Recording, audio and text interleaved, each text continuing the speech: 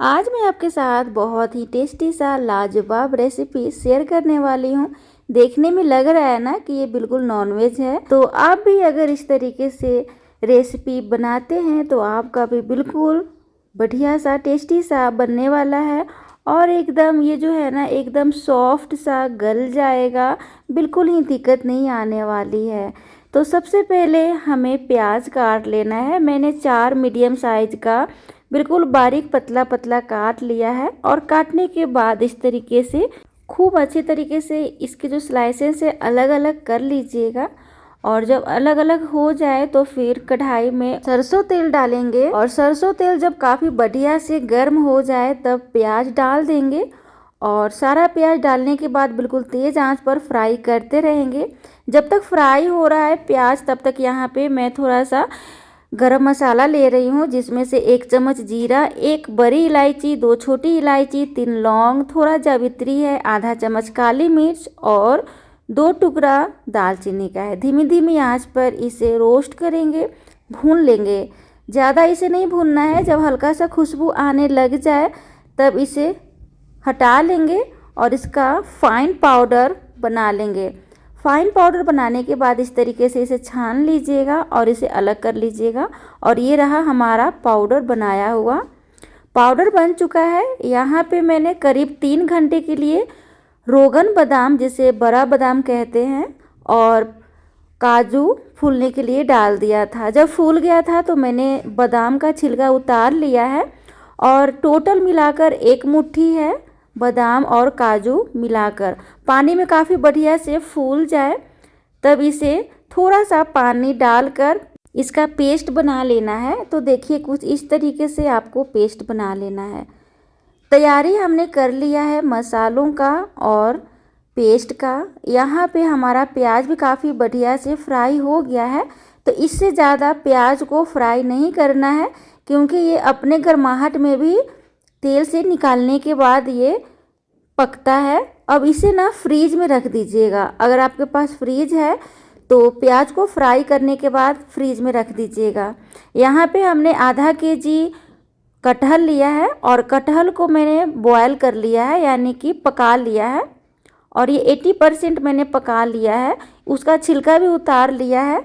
और उतारने के बाद इसे फिर से उसी तेल में, जिस तेल में हमने प्याज को फ्राई किया था, उसी तेल में कटहल को डाल देंगे और तेज़ आंच पर बीच बीच में चलाते हुए इसे फ्राई कर लेंगे। कटहल हमारा फ्राई हो रहा है धीरे धीरे। तब तक यहाँ पे मैंने 7 से 8 कलियाँ लहसुन का और 1 इंच अदरक का टुकड़ा ले लिया है। उसे भी थोड़ा सा पानी डालकर इसका पेस्ट बना लिया है। कटहल हमारा बिल्कुल फ्राई हो गया है, इससे ज़्यादा फ्राई नहीं करेंगे। ये देखिए कलर काफ़ी बढ़िया सा आ चुका है। कटहल छिलने का तरीका हमने एक वीडियो में बताया है, बहुत ही आसान तरीका है, आप ज़रूर देखिएगा। लोगों ने बहुत पसंद किया है। चलिए उसी कढ़ाई में तेल को मैंने और निकाल लिया है और अपने सब्जी के अनुसार मैंने तेल रखा है। इसमें मैंने डाल दिया है 2 तेजपत्र, 2 से 3 हरी वाली इलायची, थोड़ा जावित्री और 2 से 3 लौंग। काफ़ी बढ़िया से सुनहरा खुशबू आ जाए तब यहाँ पे अदरक और लहसुन का पेस्ट डाल देंगे और इसे खूब मीडियम आंच पे दानेदार होने तक फ्राई करेंगे। देखिए दानेदार हो गया है, तब इसमें मसाला डालेंगे। तो मैंने 2 चम्मच डाला है धनिया पाउडर, आधा चम्मच हल्दी पाउडर, आधा चम्मच मिर्च पाउडर तीखा वाला है और 1 चम्मच देगी मिर्च पाउडर। देगी मिर्च पाउडर डालने से सब्जी का कलर जो है ना हमारा बहुत बढ़िया सा आएगा। अब इसे भी धीमी धीमी आंच पर फ्राई करेंगे। और अब जब फ्राई हो जाए तब यहाँ पे मैं डाल रही हूँ 3 चम्मच दही। और ये दही फेंट कर नहीं डालना है। अगर आप फेंट कर डालेंगे तो ये दानेदार आपका ग्रेवी नहीं बनेगा। तो याद रखिएगा दही को हमेशा इसी तरीके से चम्मच से डालना है। और दही हमेशा डालिएगा तो खट्टा नहीं होना चाहिए, बिल्कुल फ्रेश दही होना चाहिए। और इसे भी धीमी धीमी आंच पर भून लेना है। तो देखिए धीमी धीमी आंच पर ये भून रहा है, कितना दानेदार हमारा ग्रेवी बनकर तैयार है। अब बढ़िया से जब दानेदार हो जाए, तेल रिलीज हो जाए, तो यहाँ पे स्वाद अनुसार नमक डालेंगे, काजू और बादाम का पेस्ट डालेंगे।